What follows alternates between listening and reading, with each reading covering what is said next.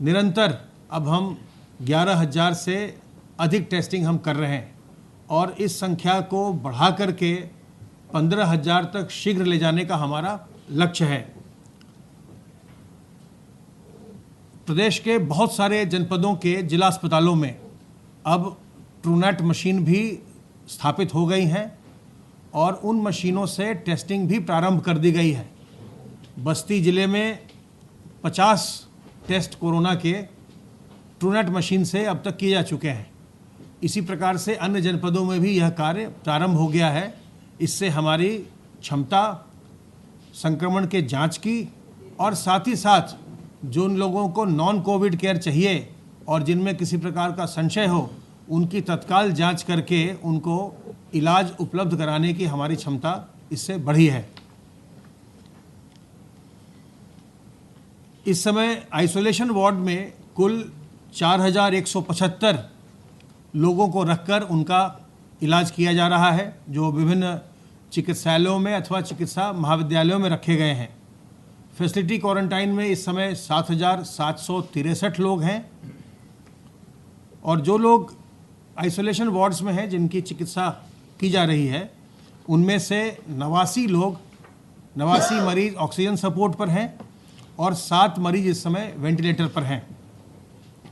Pool testing के अंतर्गत 5-5 samples के 1,084 पूल कल लगाए गए और उसके अलावा 10-10 सैंपल के 127 पूल कल लगाए गए। 1,084 पूल में से 128 पूल पॉजिटिव आए जो 5-5 सैंपल के थे और 127 10-10 सैंपल वाले पूल्स में से 17 पॉजिटिव पाए गए। आरोग्य सेतु के अंतर्गत जिन लोगों को अलर्ट जनरेट हुए हैं उनमें से 64,746 लोगों को अब तक स्टेट कंट्रोल रूम से फ़ोन किया जा चुका है और उनका हालचाल लगातार पूछा जा रहा है। जिन्हें भी अलर्ट जनरेट हो रहा है उन्हें फ़ोन करके उनका हालचाल पूछा जा रहा है और उन्हें सावधान किया जा रहा है कि वो और सतर्कता बरतें। वो हाल ही में किसी न किसी कोविड संक्रमित व्यक्ति के संपर्क में आए हैं।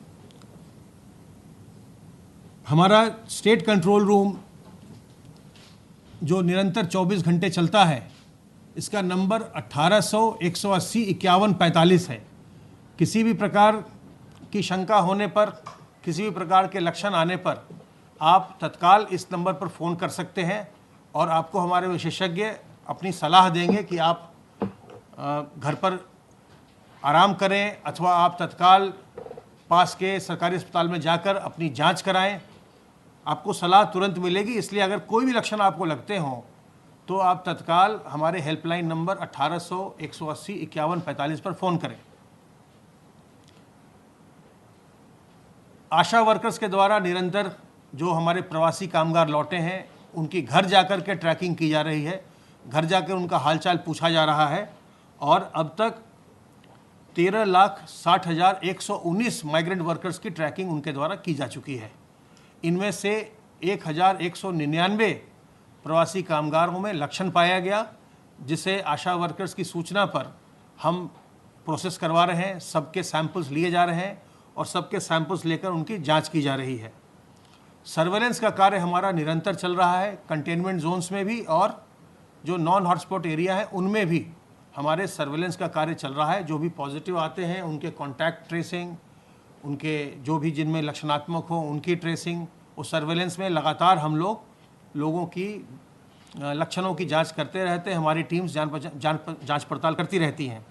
अब तक 15,482 इलाकों में, जिनमें 4,553 हॉटस्पॉट हैं और 10,929 नॉन हॉटस्पॉट हैं, उनमें सर्वेलेंस का कार्य किया गया है।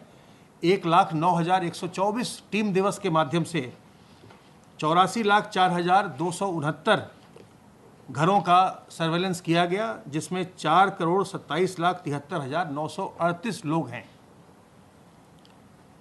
जो हमारे प्रवासी कामगार आ रहे हैं वो विभिन्न गांवों में जब उनकी थर्मल स्क्रीनिंग हो जा रही है, जब उनको राशन का पैकेट दे दिया जा रहा है, उसके बाद वो जा रहे हैं और 21 दिन के होम क्वारंटाइन में रह रहे हैं। और इस दौरान वो अपने क्वारंटाइन का भली प्रकार से उसका पालन करें और ग्राम निगरानी समिति और मोहल्ला निगरानी समिति इस बात पर ध्यान रखें कि लोग जो होम क्वारंटाइन में भेजे गए हैं उनके घरों के आगे पोस्टर ज़रूर लगा हो। उस पोस्टर में जो पोस्टर डिज़ाइन किया गया है उसमें क्या क्या सावधानियां बरतनी है, उसके अलावा किस तिथि तक होम क्वारंटाइन है वो भी उसमें लिखी होती है। तो पोस्टर उनके घर के आगे ज़रूर लगा हो और जिनको भी होम क्वारंटाइन में रखा गया वो उस तिथि तक होम क्वारंटाइन में ही रहें। उसके बाद फिर वो बाहर निकल कर के अपना जो भी अन्य कार्य है उसके बाद वो कर सकते हैं, किसी काम धाम में लग सकते हैं और कार्य कर सकते हैं। लेकिन अगर आप होम क्वारंटाइन का मजबूती से पालन करेंगे तो आप अपने आप को भी बचाएंगे और दूसरों को भी संक्रमण से बचाएंगे। और जब आप अपने घर में होम क्वारंटाइन हैं तो अपने घर के बुजुर्गों से, गर्भवती महिलाओं से, जो पहले से बीमार हो उनसे और छोटे बच्चों से आप दूरी बनाकर रखें। 2 गज की दूरी बनाकर रखिए ताकि आप दूसरे से संक्रमित ना हो और दूसरे आपको संक्रमित ना करें। ये जो 2 गज की दूरी है ये सभी के लिए, केवल प्रवासी कामगार के लिए नहीं, हर एक व्यक्ति के लिए आवश्यक है कि कभी भी हम कहीं भी सार्वजनिक स्थल पर हैं, हम कहीं पार्क में जाते हैं, बाजार जाते हैं, कहीं भी जाते हैं, कार्यालय जाते हैं, अन्य लोगों से हम 2 गज की दूरी मेंटेन करें। सोशल डिस्टेंसिंग इस समय बहुत ज़्यादा ज़रूरी है। जब सभी गतिविधियां प्रारंभ हो गई हैं और लोगों का मिलना जुलना बढ़ा है, ऐसे में सोशल डिस्टेंस मेंटेन करना बहुत ज़रूरी है। और यह भी ज़रूरी है कि हम अपने मुंह और नाक को किसी न किसी मास्क से, रुमाल से, दुपट्टे से और गमछे से ढक कर रखें। साथ में हम अपने हाथ को बार बार साबुन पानी से धोते रहें और जब हम हाथ को साबुन पानी से धोएं तो कम से कम 25-30 सेकंड तक धोइए। अगर केवल आप 2-4 सेकंड धोएंगे उससे आपका संक्रमण जो वायरस है हाथ पर वो समाप्त नहीं होता। कम से कम 25-30 सेकंड तक धोइए और अच्छे से धोइए। जो पहले भी मैंने बताया है सुमन के, उसको याद रखें।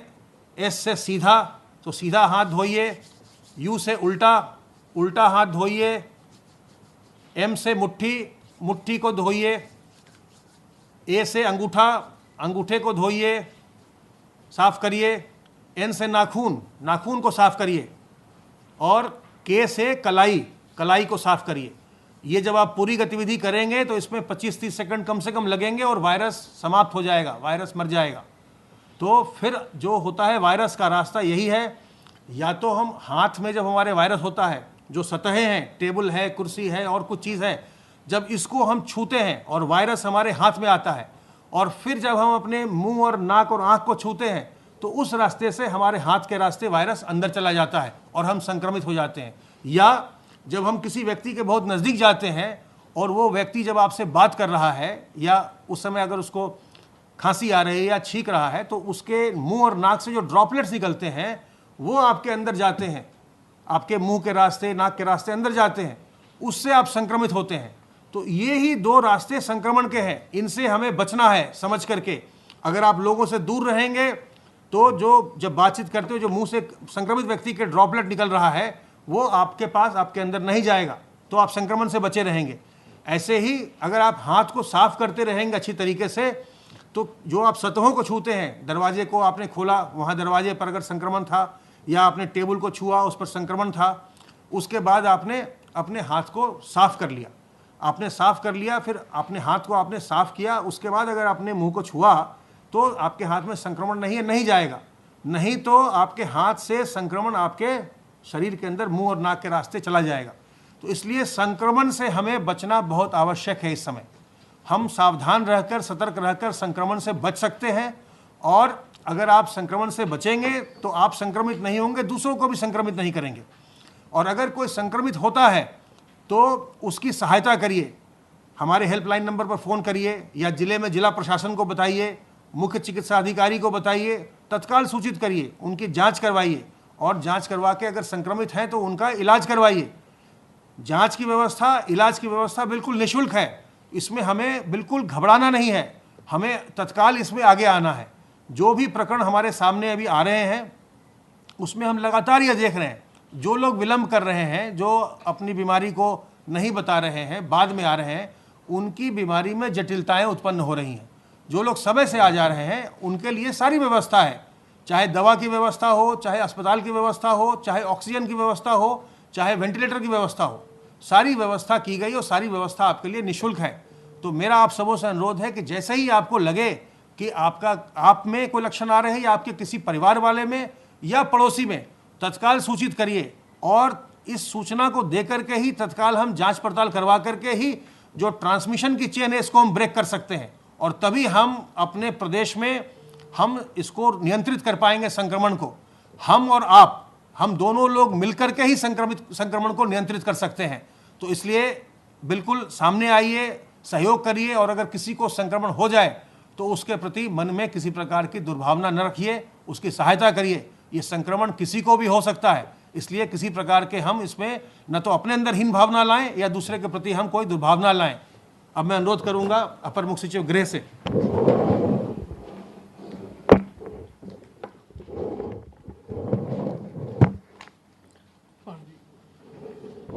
माननीय मुख्यमंत्री जी ने आज टीम 11 की बैठक की। उन्होंने कल जो आदेश जारी किए गए थे उनकी समीक्षा की। कल आपको संज्ञान में है, कल जो धार्मिक स्थल, कार्यालय, मॉल्स, होटल्स और रेस्टोरेंट्स के लिए आदेश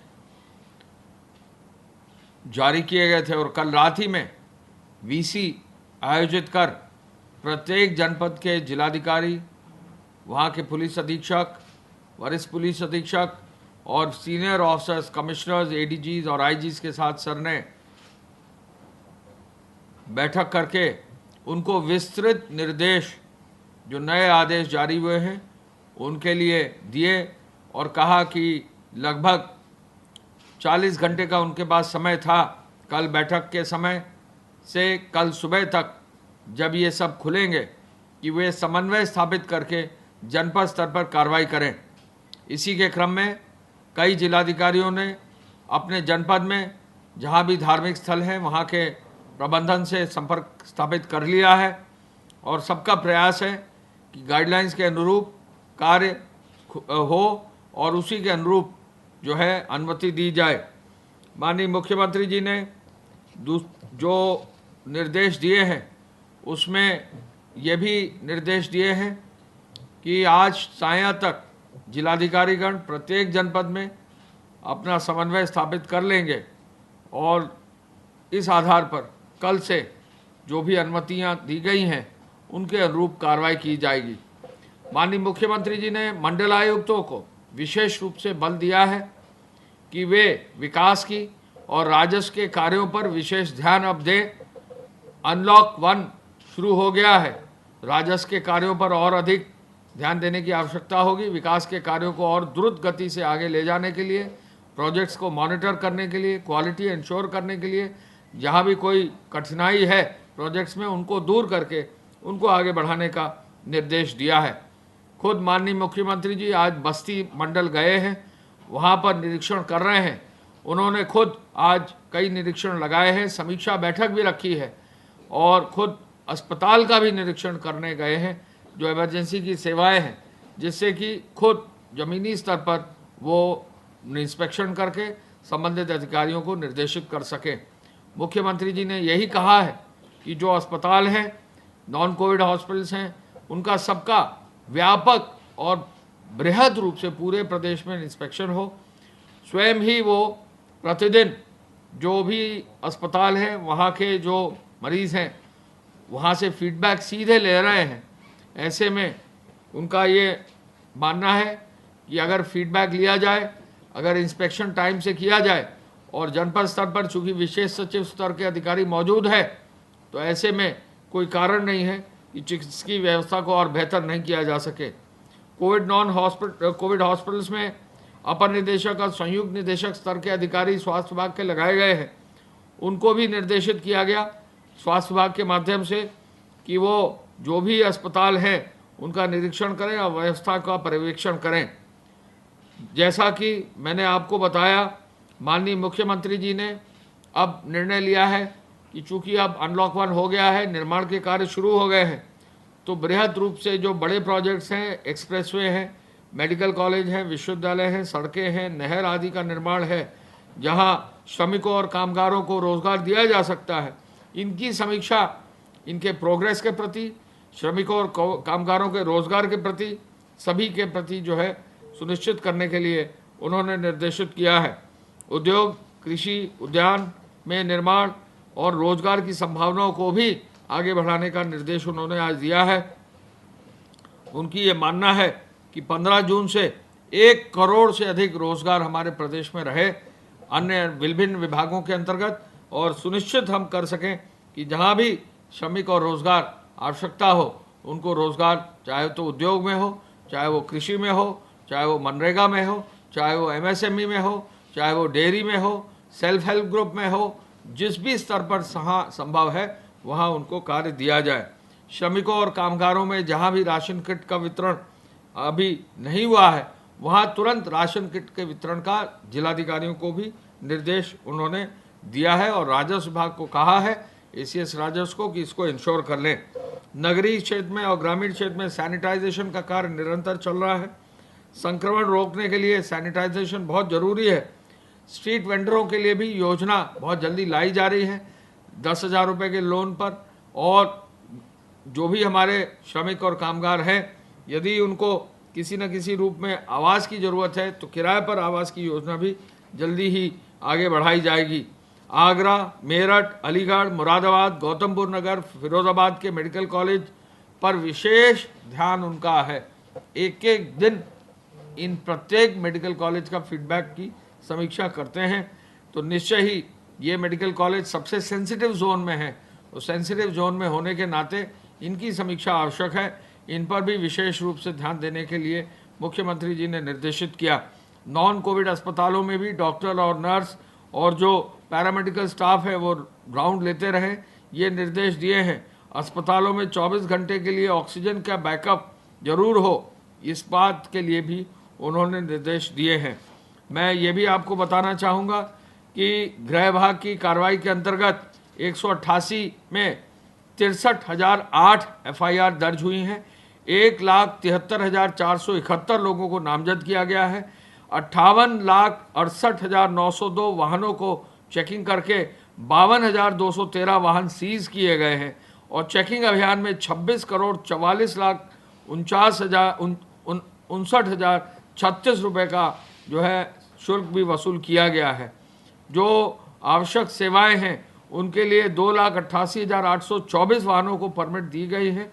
कालाबाजारी में 893 लोगों के खिलाफ 685 FIR दर्ज की गई हैं और 316 लोग गिरफ्तार किए गए। कालाबाजारी और कहीं भी जो है जमाखोरी पर किसी भी तरह से कोई भी जो है कमी नहीं होगी कार्रवाई करने में, और ज़ीरो टॉलरेंस रहेगा। फेक न्यूज़ पर विशेष रूप से सूचना विभाग द्वारा कार्रवाई की गई है। 1389 मामलों में कार्रवाई अब की गई है।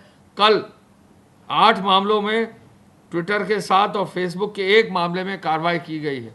हमारी हिदायत है कि फेक न्यूज़ सोशल मीडिया में कतई न लगाएं। कहीं भी अगर फेक न्यूज़ सोशल मीडिया में आएगी तो FIR दर्ज करने की कार्रवाई भी हो जाएगी। हॉटस्पॉट्स अब 1905 हो गए हैं। 749 थानों में, 739 थानों में, 739 थानों में कुल 7,89,004 मकानों में करीब 54,17,000 लोग चिन्हित हुए हैं हॉटस्पॉट्स में। हॉटस्पॉट्स में जो पॉजिटिव लोग हैं उनकी संख्या 3,924 है, और हॉटस्पॉट्स पर विशेष ध्यान देने के लिए कार्रवाई भी की जा रही है। जनपद स्तर पर जो भी जिलाधिकारी और वहाँ के पुलिस अधिकारी हैं हॉटस्पॉट्स को अगर कंट्रोल कर लेंगे तो निश्चय ही कोरोना के संक्रमण का प्रभाव काफ़ी हद तक इससे जो है कम हो जाएगा। APC साहब की रिपोर्ट के अनुसार लगभग डोर स्टेप डिलीवरी में 3,776 जो है मिल्क बूथ और वैन लगाए गए हैं। दूध वितरित किया जा रहा है। डोर स्टेप डिलीवरी में फल सब्जी में 5,227 वाहन लगाए गए हैं, और प्रोविजन स्टोर की डिलीवरी में 4,691 प्रोविजन स्टोर की डिलीवरी डोर स्टेप पे की जा रही है। इसी के साथ साथ हॉटस्पॉट्स के क्षेत्र में 125 सामुदायिक किचन भी शुरू किए गए हैं, और काफ़ी हद तक इन क्षेत्रों में भी राशन की कार्रवाई वितरण की जा रही है। जहां तक गेहूं क्रय केंद्र का सवाल है, बहुत तेज़ी से कार्य हो रहा है। 5893 क्रय केंद्र खोले गए हैं और न्यूनतम समर्थन मूल्य पर कुल मिलाकर 274 लाख क्विंटल गेहूं का क्रय हुआ है। मंडी परिषद की रिपोर्ट के अनुसार मंडी में जो है 92 लाख क्विंटल का जो है क्रय हुआ है। इस तरह 367 लाख क्विंटल से अधिक का गेहूं मंडी के माध्यम से और सीधे खरीदने पर कार्रवाई कर दी गई है।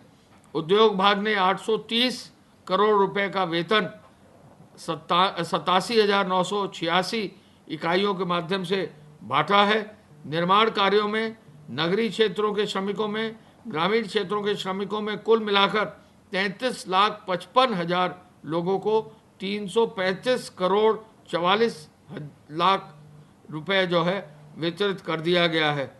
इसी के आधार पर हम ये भी बताना चाहेंगे कि राजस्व विभाग में टोल फ्री नंबर चालू है 1070। यदि किसी भी श्रमिक, किसी भी व्यक्ति को कोई भी शिकायत अगर है तो वो इस टोल फ्री नंबर पर 1070 पर कार्रवाई कराने के लिए अनुरोध कर सकता है। धन्यवाद। जय हिंद। खबरों में बने रहने के लिए आरएनआई की फेसबुक, ट्विटर, इंस्टा और यूट्यूब को सब्सक्राइब करें। बेल आइकन दबाना ना भूलें।